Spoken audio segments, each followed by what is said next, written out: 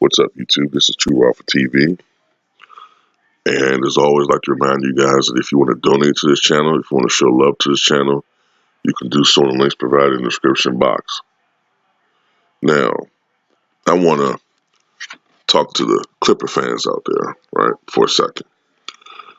This is why you should never give up on your team, man. You should never give up on your team and become a cult of personality lover rather than a fan of a franchise. You should never just be a fan of a player and fall victim to the cult of personality and be a fan of a franchise, because this is what it's about, man. The way you feel right now, you Clipper fans, this is what it's like. This is the payoff for being there through the thin rather than just the thick. And if you've been a fan of the Clippers since the '70s, back when they were the Buffalo Braves, then this is just a dream come true. This is just a dream come true, man. All the way back then when they were still the Buffalo Braves. Back when they had Bob McAdoo. I think he was the 75 MVP, three-time scoring champion. Randy Smith, Iron Man, the little engine that could. You know what I'm saying? May he rest in peace. The what was that Italian boy? Ernie Gigrigio. He had that funny name, man. Ernie Gigrigio or Ernie Gigrigio. Those years, they were a good team, but they just weren't good enough to compete with the other teams in the NBA. You know what I'm saying? Then, of course, they moved to San Diego. And then for a while, you had World Be Free playing there, putting up 30 points per game in 80. Later on, they had, what was his name? John Williamson. But John Williamson, the way that he played, he would fit into a latter era of the NBA. You know what I'm saying? The hot dog. He was a hot dog. And a lot of coaches at the time still didn't like hot dogs. And that's when the NBA was still more of a coaches league rather than the players league it is now. Then, of course, you go through the 80s. I think 85, they moved from San Diego to Los Angeles, somewhere around that time. And for the most part, man, the Clippers were not good. Just not a good team at all. Never could get over the hump. Then they got Danny Manning, and they thought that might be the year that they would turn around. Danny Manning coming out of Kansas. And, Danny Manning had a good career, man, but he wasn't quite what people thought that he might be. You know what I'm saying? And they had a couple of years where they did something. The Clippers, I think it was like in the mid-'90s, they had a pretty good team that went to the playoffs. But for the most part, man, the Clippers just have not been a good franchise, a good team, man. They had the little eras, I remember the Lloyd Vaught, Benoit Benjamin era, Keith Kloss, uh, you know, then right after that, the Lamar Odom era. He was there for a little while, but it just never really had a good team. You know what I mean? With the Clippers, there've been years we had some good players playing there for stretches.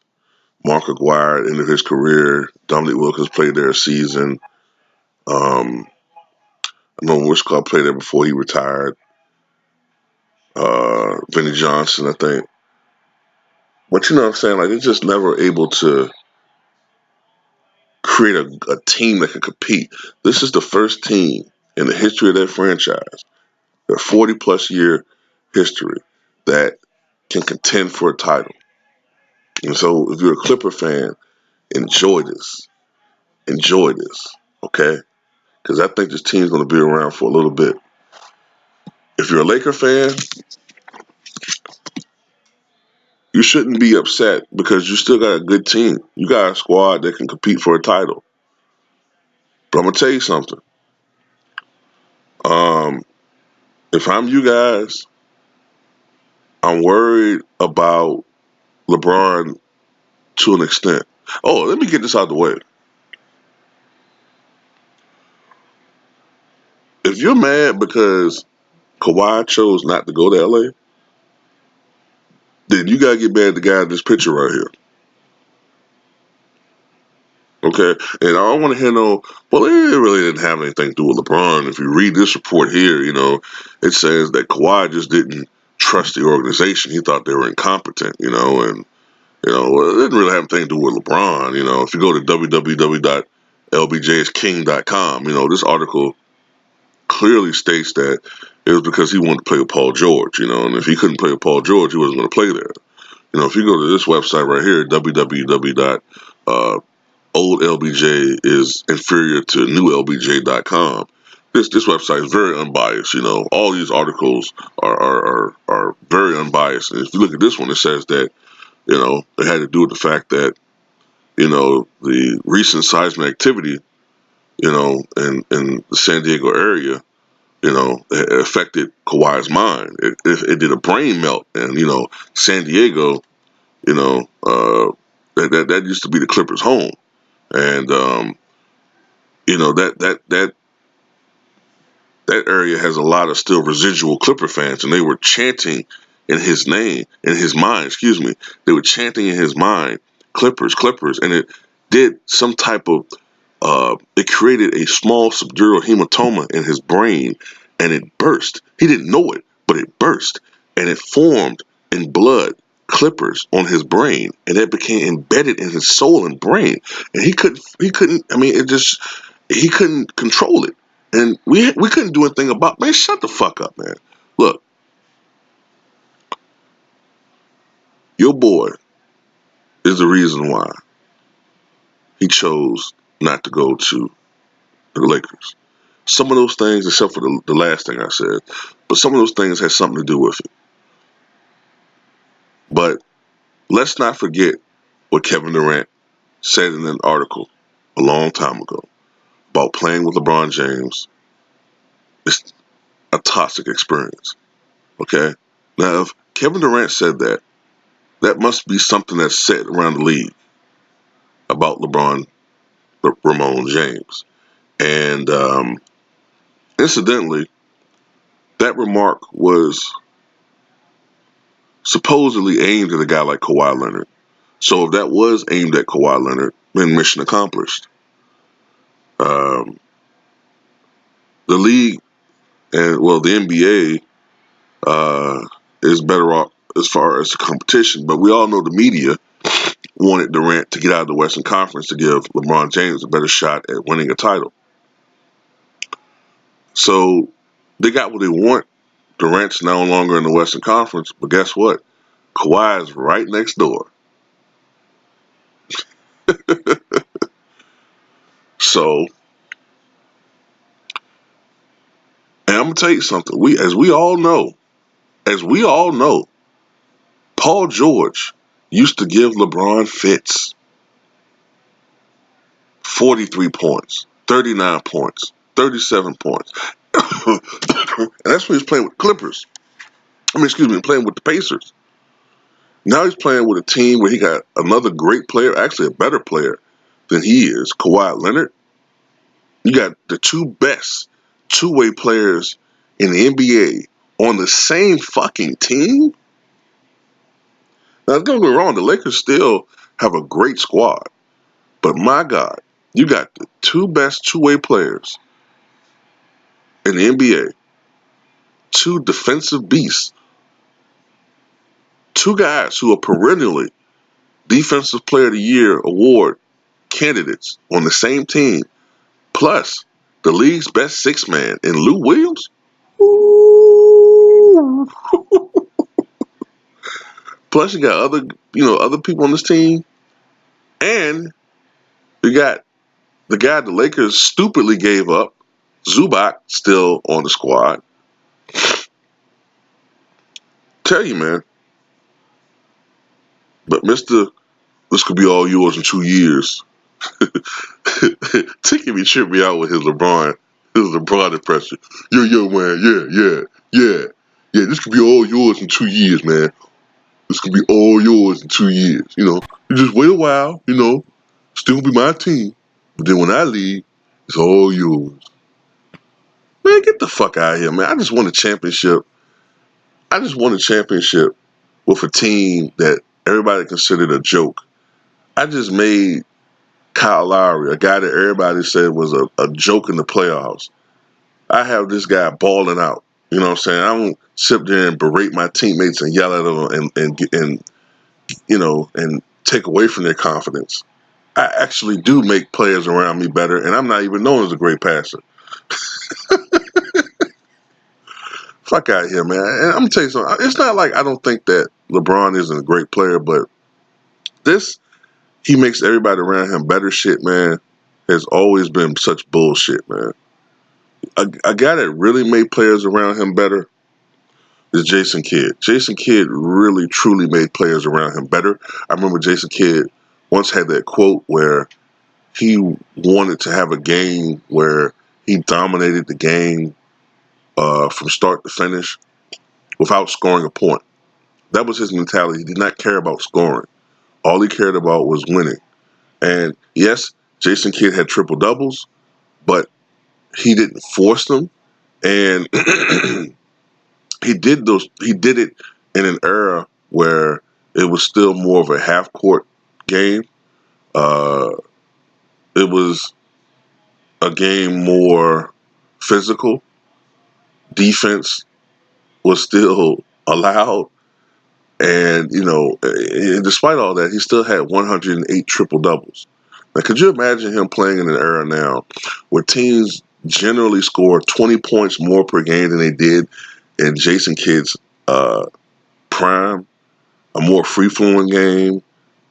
You can't put your hands on guys. There's no physical contact really allowed. Well, the NBA kind of let you get away with some physical contact in the playoffs, but still, generally speaking, with the rules, three-point shot, all that shit, how open the game is, zone defense.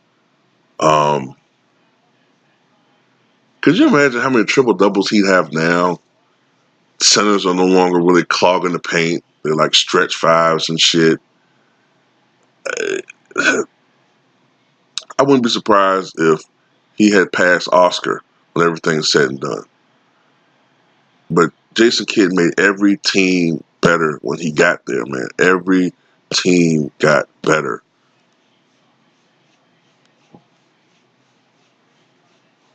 I remember when he got traded to the Nets, and when Stephon Marbury was with the Nets, they were not a good team, if memory serves me correctly. They were not a good team. And when Jason Kidd got there, he turned them around and made them NBA finalists 2 years in a row. You know what I'm saying? He goes to the Mavericks. You know what I'm saying? Not to say that it was all only because of him, but it's no coincidence that they won the championship with him on that team. And the last time that the Knicks had a good team, Jason Kidd was a member of that team. That's a guy to make people around him better. LeBron James, he's the type of guy where he needs a certain team around him to make him better. That's the truth. You know what I'm saying? But yeah, if you're Lakers right now, you shouldn't be sad because you still got a team that could contend for a title. But if it wasn't for LeBron James and his supposed big mouth, and also the image that he has, y'all probably would have landed Leonard. Because if I'm LeBron James, I would have done everything possible to persuade him. I would have done everything possible to persuade Kawhi Leonard to join forces, man. And I would have made it clearly known that I would have taken a step back offensively to ensure that he would become a member of the Lakers, man. A guy that led a franchise never done anything to an NBA championship. The de facto best player in the league right now while Kevin Durant's coalescing. We don't know quite where Kevin Durant's going to be when he come back. But right now, Kawhi Leonard is the best player in the goddamn league. And you talking about something this can be yours in 2 years. Man, I remember reading about the Lakers, man. Showtime Lakers. Of course, they went to the finals every year in the 1980s except for 1981 and 1986. And, of course, they won 5 championships. Magic were going to go to the finals one more time in 1991. So that was 9 final appearances by Magic Johnson. And the best player on that team was Kareem Abdul-Jabbar. All right. By the time they were winning, Kareem wasn't quite the same force he was in his Milwaukee Bucks days or his first few years with the Lakers. But he was still the best player on that team. But by 1987, it was clear that Kareem wasn't the same guy. Now, Kareem stayed a great player for a very long time. He's the oldest Finals MVP ever at age 38, 1985 Finals. But by 1986-87, he was clearly deteriorating as a player. And it was then that control of that team had to be ceded by Magic Johnson. He had to be, by then, he was clearly the best player on that team, and he had to take the lead offensively. And I think it was that year when he had that 46-point game against the Sacramento Kings, which was his career high. Like I said, Magic wasn't really known as a scorer, but he could score when it was needed. And that year, of course, Magic Johnson won MVP. But that's what you have to do, man. You can't have these egos. Like when you're a guy, like you got to do. A great player has to recognize what's best for his team. Okay. Um, if I had the opportunity to get a guy like Kawhi Leonard, if he's thinking about it, but he's wondering, am I going to be really in this offense? Or I'm just going to be standing around. All these things reportedly that he was concerned about. The stuff about the medical doctors, look, that's out of my control. That's the organization. Hopefully they can take care of that. But all this on court stuff, if I'm LeBron Ramon James, I take care of that right immediately. Look, man, I'm going to do for you what Dwayne Wade did for me. I'm going to take a step backwards. You know what I'm saying? My numbers, I don't care about any of that. All I care about is winning. You know what I'm saying? All I care about is winning. That's it, period. I've shined for over a decade. My star's still going to shine. I ain't worrying about that. Even if I only got to score, 17, 18 points, that's cool. This is your time, man. You know what I'm saying? Come here, man. Come to LA. This is where you belong. You know what I'm saying? You, AD, this can be y'all team, man. I'm just here along for the ride. No, not Mr. Ego. Not Mr. King. Nah. All about his stats, man. So that's what we're gonna see, you know. And AD Anthony Davis gonna see, man. It's gonna be games this year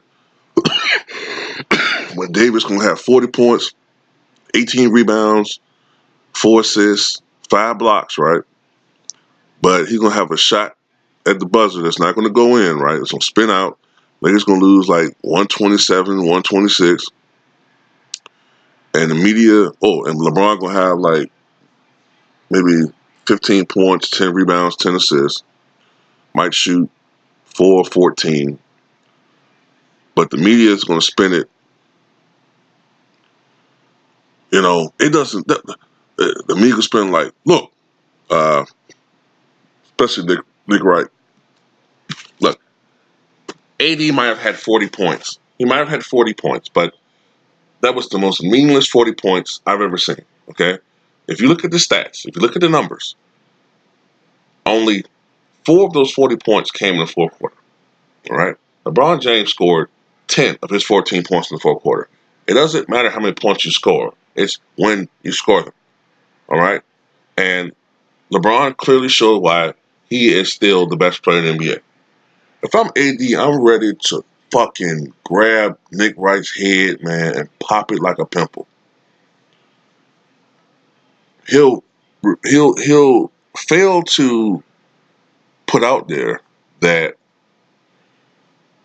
LeBron James dominated the ball in the fourth quarter and did not give it to Anthony Davis, but maybe 3 possessions. Okay, he'll fail to put out there that the opposing team did a great job of ball denial for Anthony Davis. He won't tell you that. You know what I'm saying? He won't tell you that if it wasn't for Anthony Davis's 40 points, that the Lakers would have got blown out, most likely. He won't tell you that. That's what you got to deal with when you're playing with LeBron James. With, dealing with ESPN, Lyft, Fox Sports 1, Lyft Sports Media.